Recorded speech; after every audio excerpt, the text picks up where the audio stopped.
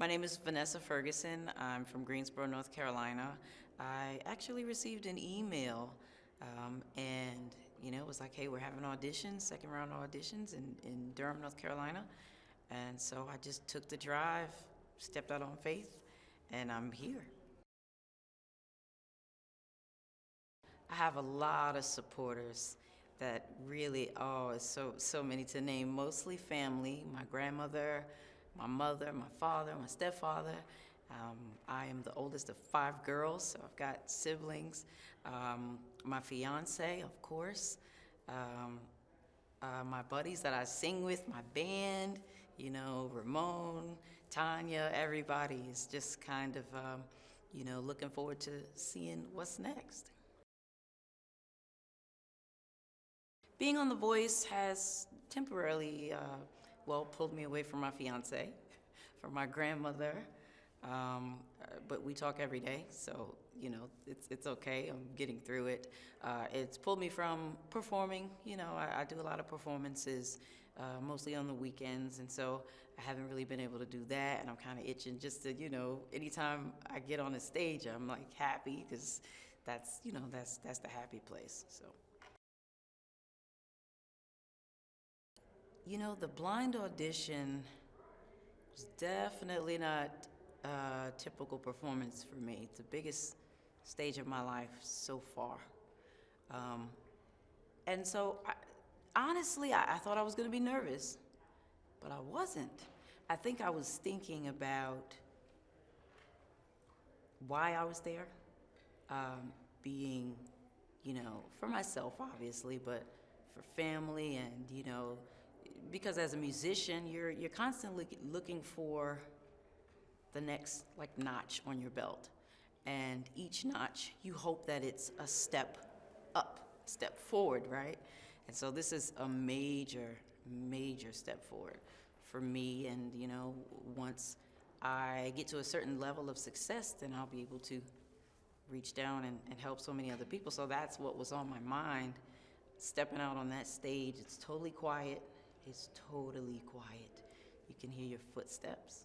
But I was just focused, like I said, focused on the people and the reason I was there. And I guess the main reason was to be able to showcase, everything that I've been able to put together in terms of my brand, in terms of myself and my performance, all in that, I think it was 90-second performance. Just worried about putting on the absolute best performance that I possibly could, and then wherever happens after that was, extra. When the chairs turned for me, it happened a little early, but it was in the middle of my performance. And I was just so focused on putting on the absolute best performance that I could put on, because, that was the only thing in my power. So I'm focused on my power, But initially 2 chairs turned. Of course, I was ecstatic to see Alicia's chair turn, because that was my choice, my first choice coming in. And I think I just focused on keep singing, go even harder, and get all 4 chairs to turn. I feel like Alicia and I are a good fit, and that's so crazy to hear come out of my mouth. I feel like Alicia and I are a good fit because we are so similar in so many different ways. It's really strange when she came out, as an artist, and had a lot of family members call me and say, have you seen this girl? Like, she's just like you. She plays piano. We're both classically trained pianists. She got a deep voice. I don't know, our talking voices are really similar. Our styles, because, I'm from New York as well. I was born in New York. And so, it's a no-brainer. It's a no-brainer. I think I fell in love with performing probably in church probably started singing there at about 5. But my mother was a singer, my grandmother was a singer. So, my mom sang with me in her belly in church. Um, and my grandfather was a singer. My aunts and uncles, like my entire family on my mom's side sings, and my dad's a DJ, and I got a couple of aunts that sing on my dad's side. So music has always been everything. It's always been everything. I used to sit and watch Whitney Houston, Michael Jackson, up close to the TV like this, probably where I have to wear contacts these days, but up close, and just, man, I was just so fascinated by Whitney and Michael. It was just, amazing. I had the Michael Jackson jacket when I was little. But, these are things that these are people that have influenced me, and music has just always been a part of me and a part of my entire family. And so I sang early on. My grandmother put me in piano lessons. She bought me a piano. We lived in not the projects, but we lived in Brooklyn, New York, in the 80s and 90s. And somehow she, at any given time, there may have been 9 grandchildren living in the house, and I was one of those in a two-bedroom apartment. And she somehow got the money and got me this huge red, my favorite color, rolling keyboard, and got me piano lessons. So it's kind of always just been a part. And I think she, my grandmother also had a dream to be a singer. She ran away at 13 years old from North Carolina to New York to sing at the Apollo so she could be a star. And so when she realized, hey, my granddaughter can sing, she just kind of put everything into me and has pushed me. I do so many different genres, and people always ask, what kind of artist are you? And it's kind of tough.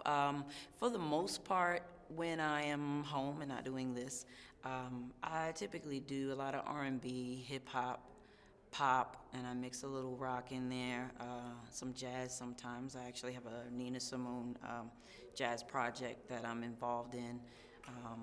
But, everything just kind of feels right. It's about the soul of the music.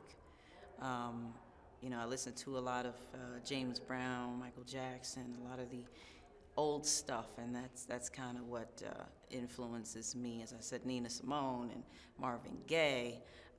So I typically do just all of it. And I mean, my love for classical, I think my grandmother really kind of instilled that in me, the love for classical music. And I think that's why she put me in classical piano lessons.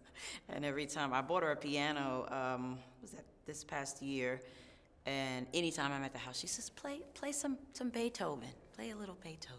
So she definitely, I guess, introduced me to that, and I have a lot of love for classical music as well. So I'm kind of all over the place. Because I do so many different styles of music already, except country, I wouldn't mind doing some country on the show. I would love to try to expand and do some of that, but we'll see what happens. I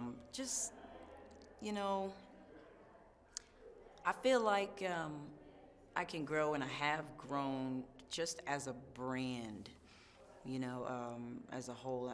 I have a lot of years of performing on stage and things like that, and developed, and you're constantly developing, I think, who you are as an artist. You're never just, you don't just reach that peak. You're always growing and always evolving and trying new things. And so I'm looking forward to trying some new things, and just seeing what happens and what I become. And it's only going to be great. It's only been great experiences, and I've gained a lot of knowledge being here, and it's amazing.